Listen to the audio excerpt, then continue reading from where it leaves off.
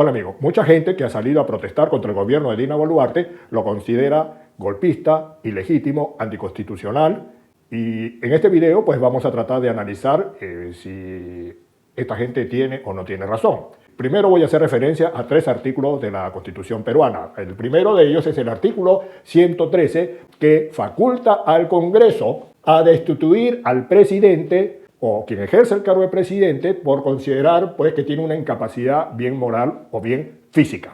Ojo, es una facultad del Congreso. Allí no tiene que ver nada el Tribunal Constitucional, no tiene que ver una junta de psicólogos ni nada de eso, y menos un juez provincial para decidir si tiene incapacidad moral o física. Segundo, la Constitución en el artículo 117 habla que el acto de cerrar el Congreso es un acto de traición a la patria. Tercero, el artículo 115 habla sobre la sucesión presidencial, porque evidentemente está previsto en la Constitución. Entonces, en caso de, por alguna razón, no contar con el presidente, quien debe continuar por el periodo elegido es el vicepresidente. Y si falta el presidente y el vicepresidente, sencillamente continúa la segunda vicepresidencia para terminar el periodo. Si no hay ni presidente, ni primer vicepresidente, ni segundo vicepresidente, quien asume el poder es el presidente del Congreso, que en este caso está obligado a convocar inmediatamente a elecciones. Pues bien, ahora vamos a hacer un pequeño resumen de lo que ha pasado últimamente en el país. Si nos remontamos a la época del año 2016, quien ganó esas elecciones fue la plancha del Partido Peruanos por el Cambio, presidido por PPK,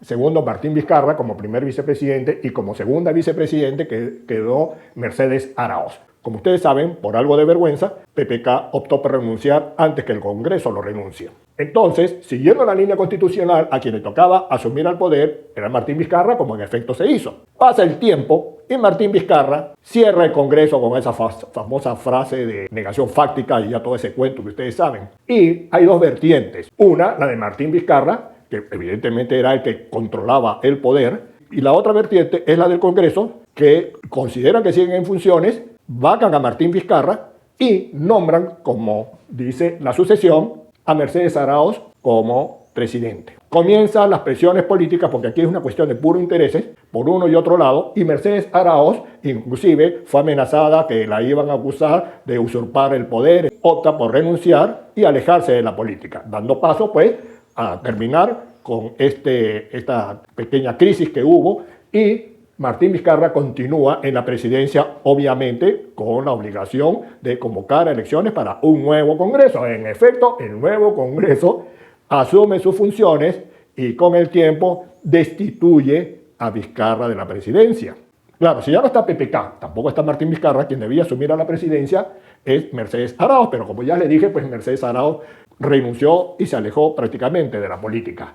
En consecuencia, no había presidente, no había primer vicepresidente, que era el que se acaba de vacar, que era Martín Vizcarra, no había quien sustituya en el Ejecutivo, por ende, quien asume el poder es el presidente del Congreso, que para aquella fecha era Manuel Merino. Les quiero recordar que Martín Vizcarra fue destituido batiendo un récord con 105 votos, sin considerar el voto de Manuel Merino, que sencillamente no votó. Sube Manuel Merino, comienzan las protestas, sobre todo en Lima, hay 2 muertos, Merino no aguanta la presión de la calle y opta por renunciar. En el momento que renuncia Merino, el Congreso se reúne nuevamente, hace unas negociaciones y finalmente un partido minoritario, que creo que no tenía ni el 5%, se hace del poder, que es el Partido Morado, a través de Francisco Sagasti.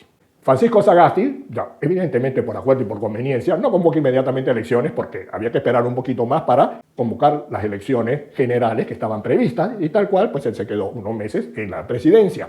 Una vez que pasa esto, ustedes saben que la plancha ganadora es la del Partido Perú Libre, donde Pedro Castillo está como presidente, primera vicepresidente queda Dina Boluarte, y no hay segundo vicepresidente porque sencillamente era Vladimir Cerrón, quien no pudo quedar en la plancha porque ya estaba sentenciado por hechos de corrupción. No estaba investigado, ya estaba sentenciado por hechos de corrupción. Por lo tanto, esa plancha quedó mocha. Luego de algo más de un año de gobierno de Pedro Castillo, este señor, pésimamente asesorado, decide cerrar el Congreso y otras instituciones que sustentan nuestro sistema democrático. Obviamente, el Congreso lo destituye inmediatamente. Este señor va preso. ¿Y quién le corresponde el poder? A Dina Boluarte. Comienzan las protestas, básicamente en el sur del país, que hace mucho tiempo está controlado por la extrema izquierda, porque siente que se le escapa el poder de las manos. A pesar que en este caso hubo más de 60 muertos en el interior del país, Dina Boluarte sigue en el poder, no se amilanó, tuvo coraje, obviamente también tuvo gente que la supo respaldar, evidentemente todos los que estamos jugando dentro de las reglas democráticas. Y allí tenemos nosotros en el poder a Dina Boluarte, repito, que felizmente se mantiene en el poder. Convocar a elecciones no está planteado, ni lo dice la Constitución.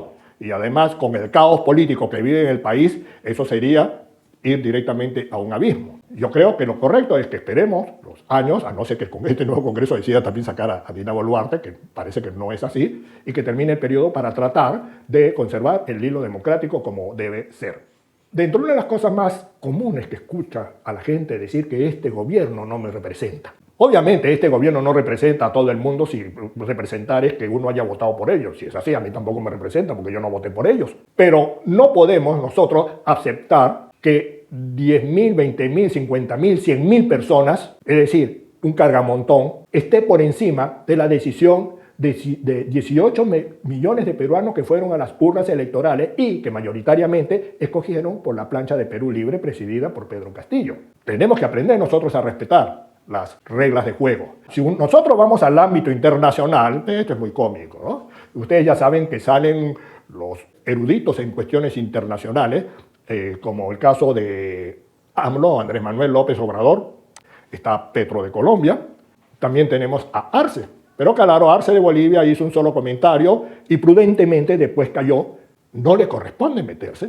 Y además ya comenzaba a plantearse el problema interno que tiene actualmente Bolivia con las divisas. Quiero ser justo al decir que Evo Morales no es parte del gobierno del presidente Arce. Finalmente tenemos al vecino del sur, Boric, bueno, con esas peroratas también, hablar que Dina Boluarte era golpista y que no sé qué, para arriba, para abajo, etc. Pasado un tiempo, pues estos dos señores, el de México como el de Colombia, lo único que consiguieron pues que Perú rompa relaciones con ellos. Repito, el caso de Bolivia de Arce se quedó bastante callado, hizo una sola crítica y no volvió a tocar el tema. Y Boric, que sí tiende a hablar más, pues la Cancillería chilena lo llamó a capítulo y le dijo, mira, no te pongas en conflicto con los peruanos. Primero, porque no nos conviene. Y segundo, que Dina Boluarte es una presidente, según la Constitución, completamente legal. Es una presidencia completamente legal. Pues a mí me da mucha curiosidad. Ustedes saben que el presidente de Ecuador, el presidente Lasso, es un presidente que, bueno, se considera que es un presidente de derecha. Yo me pregunto, y les pregunto a ustedes, si el Congreso de Ecuador hubiese destituido a Lasso, ¿cuál sería el comentario de estos 4 presidentes de izquierda? Será hasta una próxima oportunidad.